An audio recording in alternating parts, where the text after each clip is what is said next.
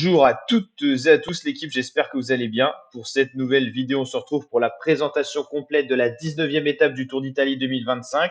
Une grosse étape de montagne entre la ville de Biella et la ville de Champoluc. C'est vraiment un profil très montagneux qui est aujourd'hui au programme pour les coureurs, avec donc des favoris à 3 étoiles. Richard Carapace, qui est pour l'instant sur le podium de ce Giro, Simon Yates, Isaac Del Toro. C'est les trois premiers du général qui sont donc les trois favoris de cette étape. C'est vrai qu'on attend quand même le meilleur grimpeur, le leader de ce Giro s'imposer aujourd'hui. Donc à voir qui sera le plus fort entre le trio Carapaz, Yates, Del Toro. À 2 étoiles, on a des coureurs qui marchent bien dans ce Giro. Derek G, le Canadien, qui est toujours placé au général. Egan Bernal, un peu en déclin, mais on sait que le Colombien, dès que ça monte assez haut, il aime vraiment les effets de l'altitude. Damiano Caruso, le vétéran italien, quelle expérience, qui va peut-être pouvoir anticiper, attaquer de loin. Pellizzari, Giulio Pellizzari, pour la Red Bull Bora, équipier de Roglic. On l'a vu qu'il était, depuis que Roglic a abandonné, il était quand même assez électron libre. Il est capable d'attaquer et d'être dans les plus forts en montagne. Donc ça, c'est intéressant. À 1 étoile, Ener Augusto Rubio. Lui, je pense qu'il faudrait qu'il anticipe et qu'il aille dans l'échappée matinale pour essayer quelque chose. Adam Yates, Michael Storer, Lorenzo Fortunato et Davide Piganzoli. Vous le voyez, pas de coureurs français. Ils sont pas très présents sur ce Giro, les coureurs français. Mis à part Romain Bardet ou Nicolas Prudhomme, je vois aucun Français dans la capacité de s'imposer sur cette étape. Bardet et Prudhomme, faudrait qu'ils attaquent dans l'échappée matinale pour avoir une chance. Mais comme je vous l'ai dit, je pense plutôt que ça sera un des favoris du général qui aura à cœur de gagner cette étape pour frapper un grand coup et montrer que c'est le favori. On va justement aller voir tout ça. Donc cette étape 19, ça sera l'étape peut-être l'étape clé de montagne avec quand même un enchaînement de 4 énormes cols et ça va monter avec un premier col dès le début du tracé, certainement là où se dessinera la première échappée qui est pas du tout sûr d'aller au bout. Hein. Comme je vous l'ai dit, je vois bien plutôt un coureur du général s'imposer. Isaac Del Toro toujours maillot rose devant Carapaz et Yates, un podium en moins d'1 minute, parfait pour le suspense. Derek G, quatrième, intercalé, assez loin du podium. Donc lui, s'il veut tenter de monter sur le podium, il va falloir qu'il attaque de loin et il va falloir qu'il lance les offensives. Caruso un peu plus loin, je pense que ce top 10 lui le satisfait, mais à voir s'il ne sera pas à l'attaque. Un coureur comme ça, s'il se place dans l'échappée matinale, ça peut mettre le bazar. C'est souvent ça d'ailleurs en troisième semaine. Plus personne n'a rien à perdre. Imaginez Bernal qui essaye de prendre l'échappée matinale, ça peut animer la course dès le début. Et c'est ce qu'il faut qu'il fasse, les coureurs qui ont 4-5 minutes de retard. Il faut qu'ils tentent quelque chose, comme Pellizzari, Rubio, Yates ou Michael Storer. Adam Yates, hein. Simon Yates est dans la Visma, Adam Yates chez la UAE. Et voilà, ça peut faire le bazar à un coureur comme Max Poole, par exemple, qui se met dans l'échappée, même si, par exemple, Max Poole est quand même à 8 minutes. Mais c'est vrai que ça serait vraiment plaisant d'avoir un Bernal qui tente d'aller dans l'échappée matinale.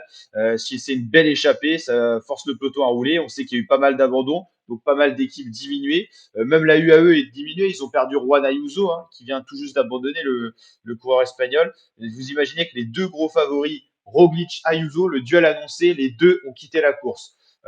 Parce qu'ils sont tombés, parce qu'ils sont un peu malades, souffrants. Quoi. Alors pour l'instant, il n'a pas été noté l'abandon de Juan Ayuso, mais on peut le confirmer lors de l'étape 18. Juan Ayuso a quitté la route de ce Giro. On a eu des abandons. Hein. J-Vine pour la UAE, ça fait encore un autre coureur en moins. Luke Flap aussi. Tarling pour la Ineos. On l'a dit, Primoz Roglic, c'est quand même un des abandons majeurs. On a eu Landa dès le début du Giro. Donc il y a quand même eu pas mal de coureurs qui ont quitté la course. Donc moins d'équipiers, des coureurs plus fatigués. Ça peut donner lieu à une course spectaculaire au vu du profil qu'on nous offre aujourd'hui sur ce Giro. Ça peut être très spectaculaire, ça peut être incroyable. Il y aura encore une autre étape de montagne lors de la 20e étape. Ça, c'est très intéressant aussi. Alors, beaucoup moins difficile. Il n'y a que 2 gros cols au programme, mais les écarts peuvent encore être présents. Si vraiment la hiérarchie s'est pas décidée lors de l'étape 19, la 20e étape peut être l'ultime étape pour jouer le général. Et la 21e étape de dimanche est l'arrivée traditionnelle à Rome, l'équivalent de l'étape Paris-Champs-Élysées. C'est du tout plat. Là, il ne devrait pas y avoir de soucis au général. Donc encore 2 étapes, la 19e et la 20e pour jouer le général. Et surtout la 19e, vous l'avez compris, au vu du profil exposé aux coureurs, c'est là où tout peut se passer, où les écarts peuvent être conséquents. De nombreux coureurs du top 10 pourraient totalement disparaître de ce top 10 et le podium peut être totalement remodelé. Et on attend vraiment des attaques de loin pour les coureurs comme Caruso, Bernal, Rubio, pour essayer de renverser le classement général. On a des coureurs ces dernières années qui ont réussi quand même à faire de belles choses. On pense à l'année où Nibali a renversé le Giro, c'était pas évident. Il avait 4-5 minutes de retard et il a totalement renversé le Giro. Chris Froome aussi, plus récemment. Donc le Giro, c'est faisable de le renverser. C'est plus, on va dire, jouable que sur le Tour de France où tout est un peu plus fixé, tout ça. Là, il y a vraiment une possibilité. Donc, est-ce que Isaac Del Toro mexicain va gagner le Giro? Rien de sûr. Quant à Carapaz et Yates derrière, qui sont quand même des coureurs d'expérience. Richard Carapaz a déjà gagné le Giro. Simon Yates a déjà gagné une Vuelta. Après, tu as quand même Derek G qui pourrait attaquer de loin aussi.